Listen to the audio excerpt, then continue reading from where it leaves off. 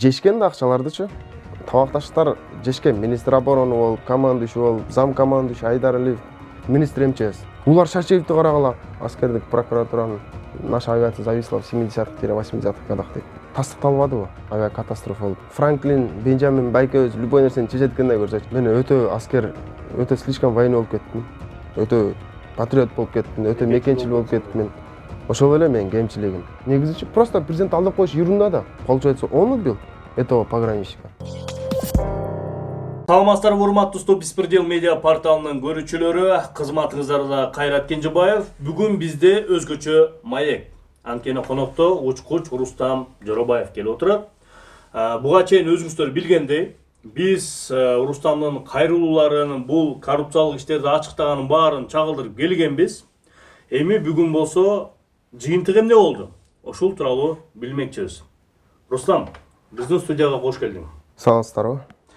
Эми Рустам, алгачкы эле суроо.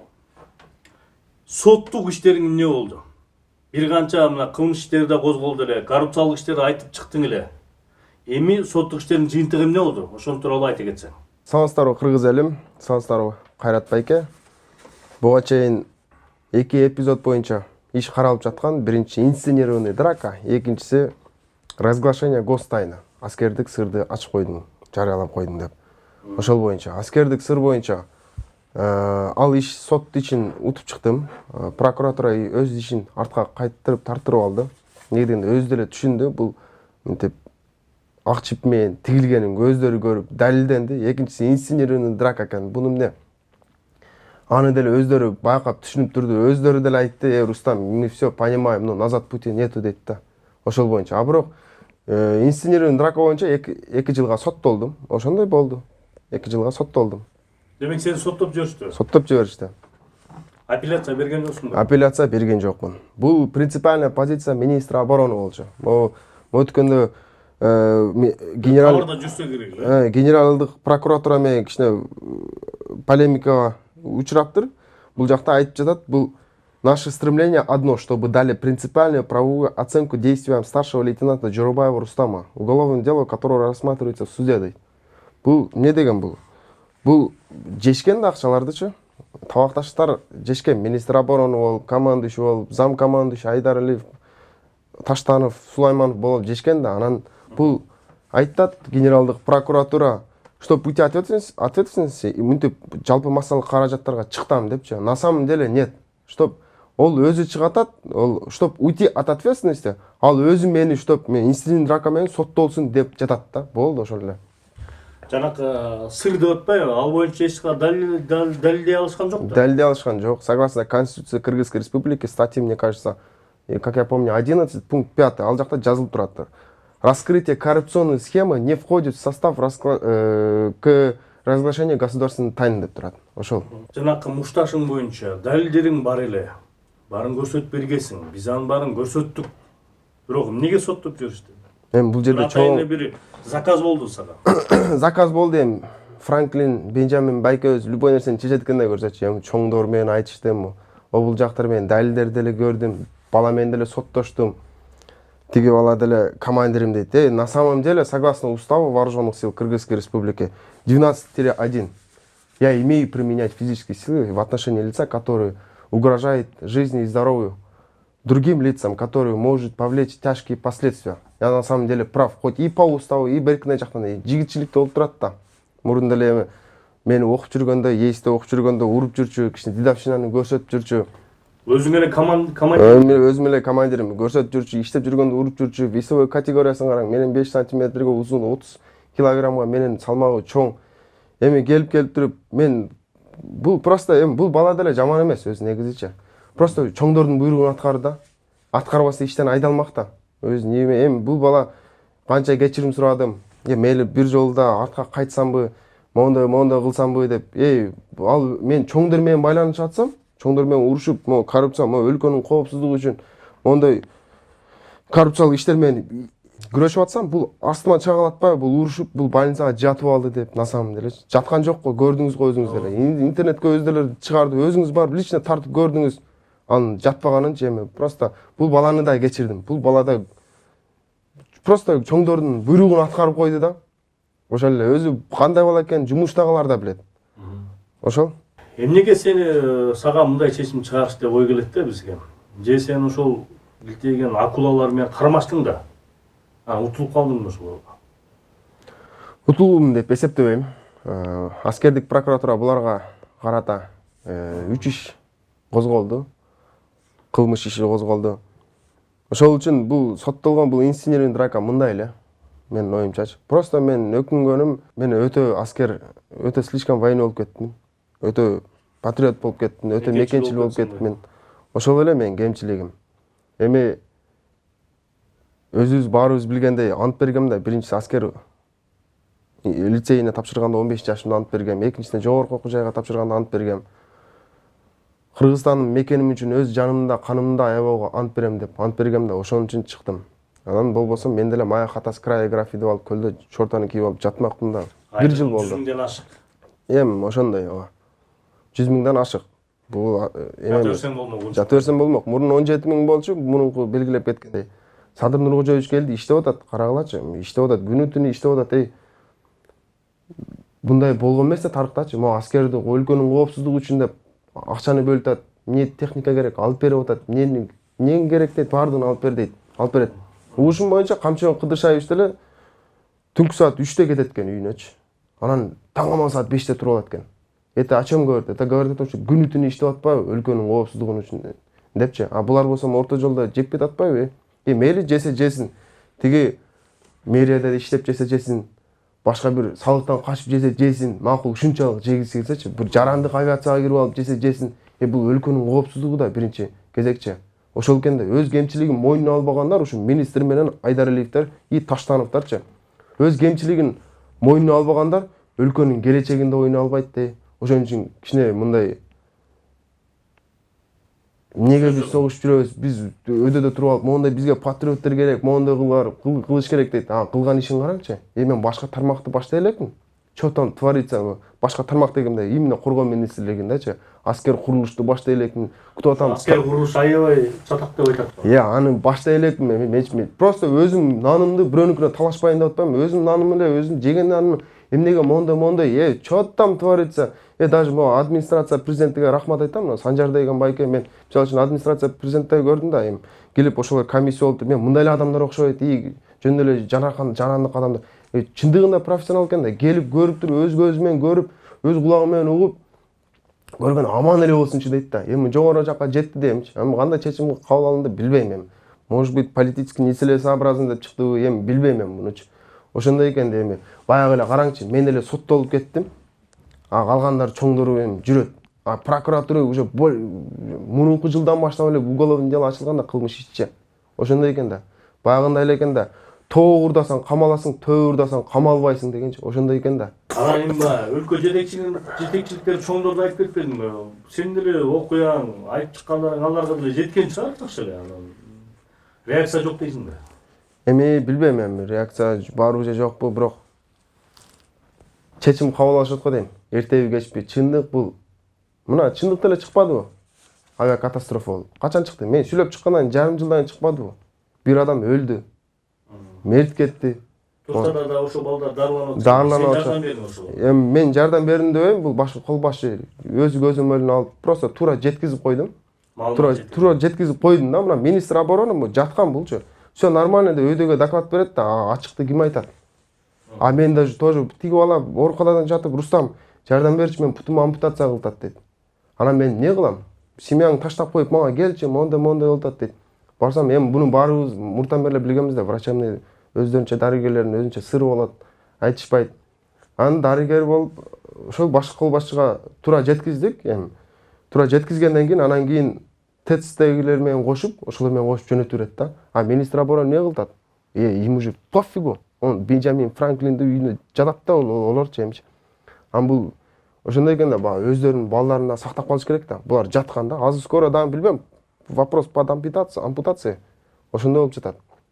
Турцияда дагы эле? Келишкен болсо керек. Бирөөсү Түркияда калды, бирөөсү калгандары келишти болсо керек. Ошондой. Анан кийин жеттиби десе, жетмек турсун. Булар чоңдору Акылбек Үсөнбековичтин көзүнчө, Садыр Нуркожоевичтин көзүнчө Камчы Кыдыршаевичтин көзүнчө 3 жолу отказ болбоду вертолетчу. Мына 1-февраль күнү печораларды алып келип бир учагыбыз, тиги учагыбыз не болду? Жерде алып кетти го. Байтикте түтөп кетти го. Тиги тамчыда запуск албай жүрдү го. 30-октябрь күнү воздушный парадта бир вертолет тоже запуск болбой калды го. Булар эмне? Мен айтпасам деле көрүнүп турбайбы? Негизичи просто президент алдап коюш ерунда да. Мондай технический язык менен башка мондай авиационный термин менен мондо болуп койду десе. Олар согушта мондой кылышат. Учение бомба атып, ракета атат. Согуш келгенде пык деп кой. Онду мен деле чыгалам. Мына лөрө пияна кийем, мынакей Ленин кийем, Оби кийем, $3000 кийем депчи. Мен деле мынтип чыгалам. Булар өздөрүнүн прямой назначениясын билбегенден армейский авиация для чего предназначение билбегенден эмне кереги бар? Анысы да макул. Авиакатастрофа болду го. Мына прокуратурага мына көзүнө дагы мынтип тиктеп, китептерди да бердим мен. Мондой иштер козголду, мондой болду, ушул мондой себеп болду деп айтып бердим. Десем реакция жок. Баягы эле ошол экен да. Кайрадан эле мен соттолуп кетем. Мен ишими 1 жылга, жарым жылга жетпей эле мынтип сотко өткөзүп уже соттобуш да тигилердики ошондой экен да. Далилдеп бердим. Реакция болбогондон кийин кайра чыгарып зачем?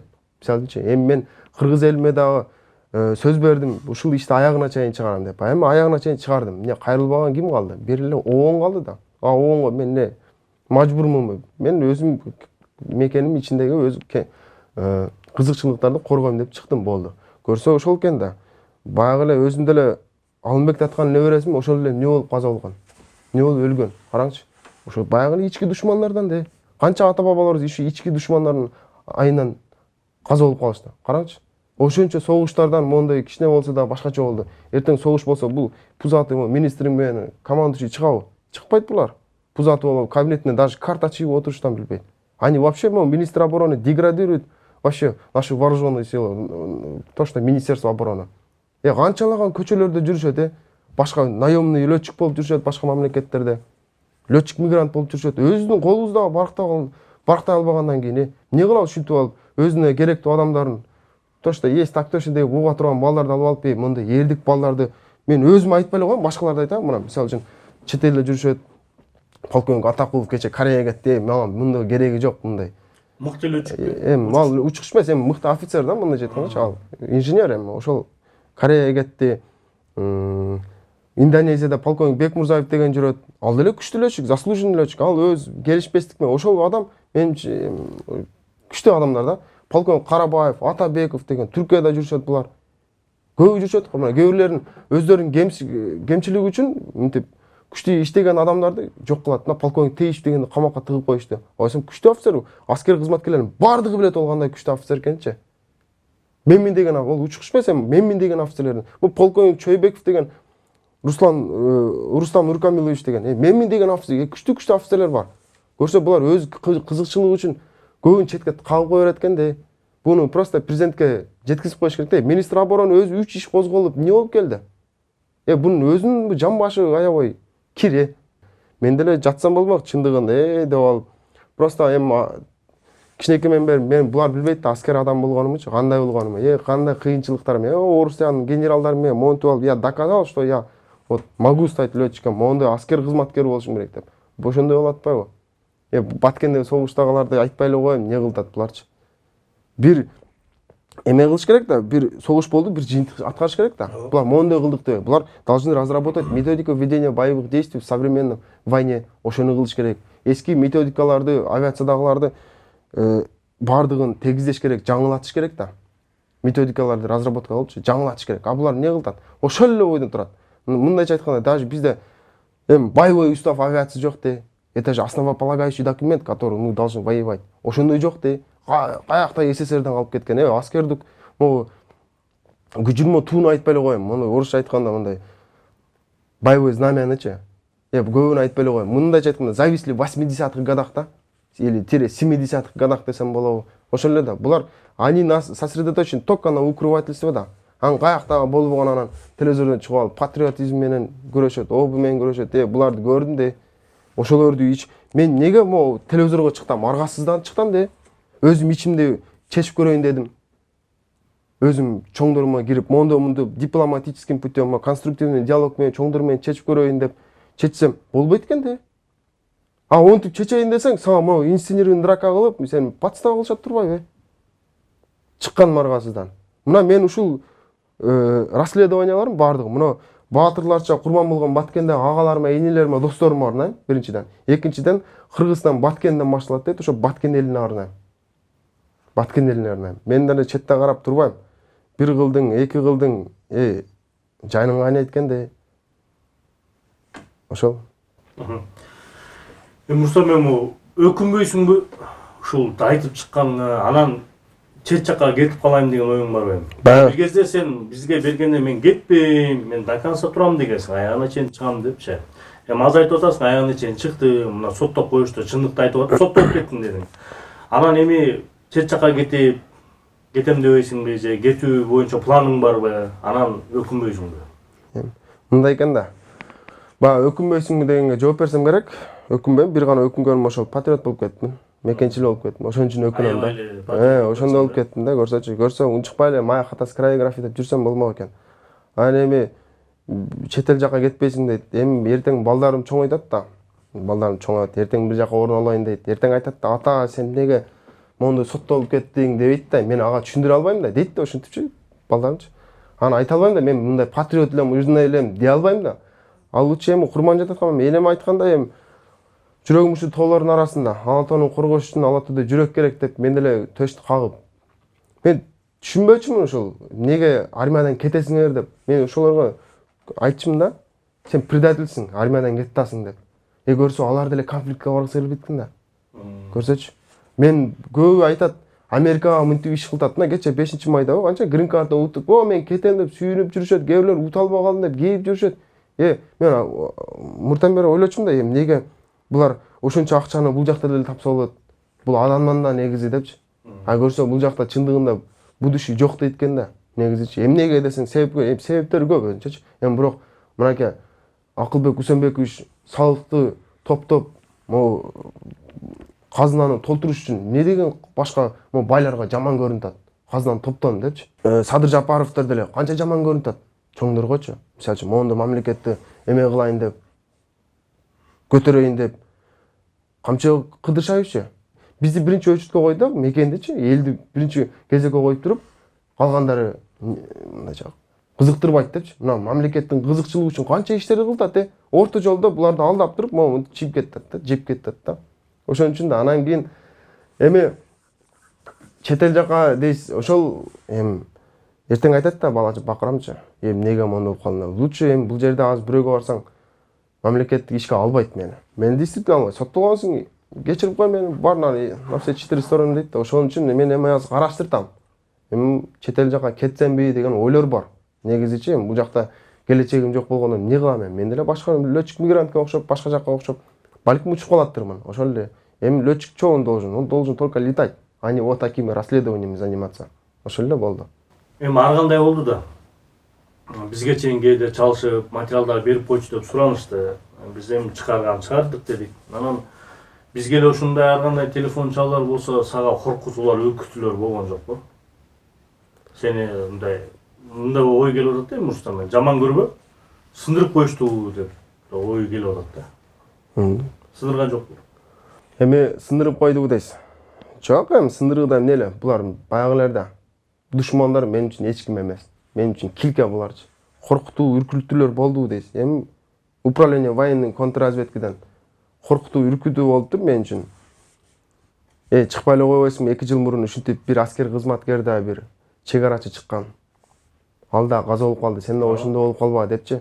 Өзүңүз деле маалымат билсе керекми элдер? Ошондой болуп калып, өлүп калба дейт. Отсюда истекает вопрос. Получается, он убил этого пограничника? Ошондой болуп атат да. Анан жана аскер политологдорго ак полковник деген бар го. Ошолорго чыгып, могу YouTube'да жүргөн, ошолорго чыгып жамандап кой, Камчыбек Кыдыршаевди жакшылап туруп, могу баланы жамандап койчу деп аттыр. Бул эмне дегени? Это о чем говорит? Эптеп мени бирденке кысым жасаш керек да. Ошондой болуп атат. Министр обороны да астына ветерандарды коюптур да, Министерство обороны эмесин информационный отделдин журналисттерин алып барыптыр да, могу Жоробаевди жамандагыла дептир, чалдардычы. Ошондой дептир. Элестетиң? Эмне дейм мен буну? Буну эмне десек болот? Ички душмандар это говорит о том, что он сам замешан в управлении военной контрразведки. Мага дагы маалыматтар жатат что он өкүл ата дочки командующего авиации депчи, семьясын асылбай эле койгон, бирок, значит, это о чем говорит? Тоже табакташкан. Ошол эле. Корккон жокмун бирисинен да. Көбү таң калат аскер кызматкерлер, сен кантип УВКРден коркпой атасың? Сиз кантип министр оборонунан коркпой атасың? Кантип аскер прокуратурадан коркпой атасың дейт. Корко турган ким алар? Эртең сени сактабайт бул согушта. Үчөө тең сактабайт. Министр обороны сактабайт. Министр обороны он вообще подставляет пограничные войска, внутренние МЧС, всех подставляет. Ошол да. Анан бүт эле генералдар жаман деп эле коеюн, мына жакшы жактарына. Ошону айта кетсең, башка жактар жакшылар деле бар дейт. Баары андай эмес болуш керек. Ошондой, мисалы үчүн дагы эле баягыны карап көрөлү. Министр МЧС. Жок эле жерден авиация ачпадыбы? Жок эле жерден. Караңчы. Мен өзүм көз карашым боюнча күчтүү иштеп атпайбы? 4 функцияны аткартат. Бирөөнү куткарууну аткартат. Мына спецрейстерди аткартат. Элдерге дагы акчаң бар уш деп могу аткартат. Согуш болуп кетсе, ошону да аткарат да алар. Мына Баткенде деле өзүң көрсөттүк, МЧСтин бир вертолету Баткен ичип учуп жүрдү. 200-300ларды ташып.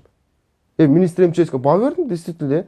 Мынакей Садыр Нуркожоевичке барып жалынабы, тизелейби, кыскасы өнүктүртөт да. Өзүнүн мындай мамлекеттин кызыкчылыгы үчүн. Улар Шашевди карагыла, күнү түнү Камчыбек Кыдыршаевич менен иштеп байрактарды тизип койду, акынчы, аксуңгурлардан бери. Точка коюп койдук азыр. Бир душманыңда үндөй албай калбадыбы? Биздикилер жүрөт, деп алып, бизде топливо жок, топливо жок болсо зачем ондай вертолет алат? Айтыңчы. Зачем вертолет алат мендикилер? Топливо жок десе. Мына ошолор Улар Шашевди каяктан тааныйм? Бунун бир чечкиндигин тааныйм. Баткенге 16 сентябрь учуп келдик, мондай максаттарга жетиш үчүн мондай кылыш керек десем, меникилер бизге приказ керек, бумага керек, ушундай деп атпайбы? Согушта каяктагы приказ, каяктагы бумага керек. Ошол могу задачаны мына элдердин могу согушуп жаткан кызыкчылыгы үчүн кылып коелу десем, меникилер кылбайт. Улар Шашевге барып арызданган. Жолдош генерал могу приказ берип койчу мондай кылыш үчүн. Десем приказ берген. А на самом деле у командир экипажа он может на себя ответственность взять. Жоопкерчиликти алып туруп тапшырманы аткарып койсок болот. Папутиле болот. Ол тоже мондай тонкий вопрос. Андан кийин көбү иштеп атпайбы? Караңчы. Ошолорго баа бердим да. Жок эле жерден МЧС авиация ачып койду. Жок эле жерден пограничный войска ачып койду. Биздикилер жүрөткөн да бизге топливо жокпу? Командующий министр обороны кабинетинин астына барып жат. Мондай учуш керек деп. Министр обороны барып резиденциянын астына барып жат, мен да мондай керек экен деп. Берет да сага, Месси да жетпейт да булар, Деградирует вообще вот. Миноборонончу, министр оборонычы. Башка жактары жок дейсиз. Күчтүү офицерлер бар, мисалы үчүн мен билишим боюнча генерал-майор Омаралиев бар. Мондай сунуштар боюнча келдим, ушундай десем, ол да молодец. Молодец деп эле койдум. Менче кабыл алып, кичпейилдик кылып жүр деп, бир жакын адамга тапшырып, мону баланы угуп кой, мондай кылыш керек экен деп мурун жакшы ниеттерди айтканда, ал мезгилде министр обороны болчу. Кийин эле бир жумадан алмашып кеттиер. Генерал-майор Тердикбаев бар, мондай көйгөйлөрдү айтсаң, ал да чеччи. Мен өзүмдүн кемчилик кызыкчылыгым үчүн эмес, өлкөнүн кызыкчылыгы үчүн деп мурунда кирип жүрчү. Ошондой болчу. Совещание өткөзүп, замдар менен, баланы угуп койгулачы, мондай. Мен баа берем. Просто мындай да башта ким турат. Мага деле слухтар жетет, министр обороны бирөөнүн тууганы, бирөөнүн классташы, бирөөнүн жердеши, кошунасы деген. Буларга ишенбейм, бирок койт ошондой болсо деле, действительно ошондой болсо иштеш керек. Иштеш керек да. Мисалы үчүн сиздин деле атаңыз президент болуп калса, мондай журналистика жагын өнүктүрөсүз да. Чынбы? Аппаратура керек деп, мону КТРКны өнүктүрөбүз. Образын да бар. Айта берсем сөз көп буларгачы. Ошол. Анан бир вопрос бар. Мурунтадан бери да ушу суроо сурадым эле сенден, Рустам. Эмнеге коргоо министрине граната менен киргенсиң, ошол жооп берип койчу бизге. Ал мезгилде министр обороны Түркияда болуш керек эле, командировкадачы. Бекболот дегенчи. Анан кийин генерал-майор Тердикбаевге киргем. Ошол. Ол вопрос ошол эле мурункуда айткам, ошол кабинетте калсын. Рустам, жана дагы бир жагдайда тактап коюшубуз керек. Прокуратурадан ушу сен айткандан кийин бир канча кишини жумуштан алдык дегендей болду. Кылмышчы козголду дегендей болду. Ушулар бир тактап кетчи, эмне болду алар прокуратура тармагы? Иштерим боюнча действительно шалакылыктарды аскердик прокуратуранын өзү отдел внутреннего расследования деген менен действительно тастыкталды, көрсөтүп бердим, моундай боюнча деп. Эми билбейм, мен үчүнбү, эми ошол мен себепкер болуппу, бирден бир ошол 5 адамды иштен алды дейт. Генерал-майор Мукашевди биринчиден, экинчиден полковник Мукашев, Осмоналиев Баатыр, ким? Алибаев Нурсултан дейт. Апитул Адилет дейби, ошолордон иштен алышты эми. Эми генерал-майор Мукашев онун иштен алгандар менен генеральный прокуратура дагы повышение алып кетти да. Эми генералдык прокуратурагачы ошол баягы кече бир депутат Айымыбыз айтып чыкпады, ошондой эле болуптур да. Эми эмне дейм? Жумуштан алса, тескерче көтөрүлүп кетти. Эми ошондой сыяктуу болуп калыптыр да эмчи. Эми эмне дейм эми? Бул прокуратурада эле мага ишти козгогондон кийин любой өзү следователь кылыш керек да, ишти козгоп атканда артка жабышта процессин караш керек да. Булар кылган эмес да. Мени кылып алып до конца упаковать эткенден кийин булар кылышкан да. Эми прокуратура жактан жаңы прокуратуранын составы жакшы иштеди деп айта алам, мисалы үчүнчү. Эми жакшы иштеди, бирок күчү жетпей атпайбы? Бая эле мага күчү жетишти да. 3 иш боюнча иш козголупту, жана авиакатастрофа боюнча незаконная закупка авиационных запчастей, незаконная закупка авиационного топлива, керосина. Кроме того, незаконный ремонттор боюнча. Ошол эле. Ким жоопу тарылып барып экен бирөө ошол. Ошол да. Эми адам өлүп бербедиби? Адам өмүрү. Мисалы үчүн эми дос бала болчу, чогуу тапшырып, чогуу ант берип жүргөн жакшы бала болчу негизичи. Эми тоо дейин эми. Ата энеси просто карапайым калк да. Бир чоңдун баласы болгондо как минимум беттерин аймаламак да. Өзү бизде положение бар, баягы эле эмнеге наша авиация зависла в 70-х, 80-х годах дейт. Тастыкталбадыбы? Авиакатастрофа болуп баягы эле. Айтып кеткенде. Дос бала каза болду, коллегам. Чогуу ант берип, чогуу окууга тапшырып, кыялданып, мекенди ушундай коргойбуз деп ушундай болуп жүргөнбүз.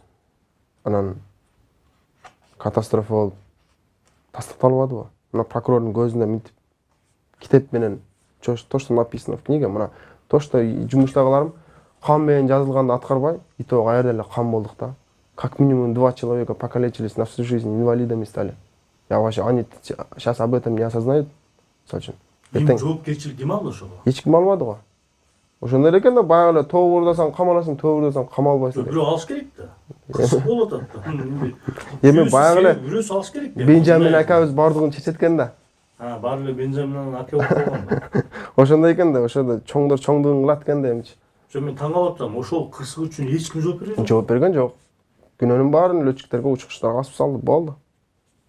Болду. Точканы айтам. Өлүп калды. Учкуч деген барып ремонт кылбайт, сатып албайт.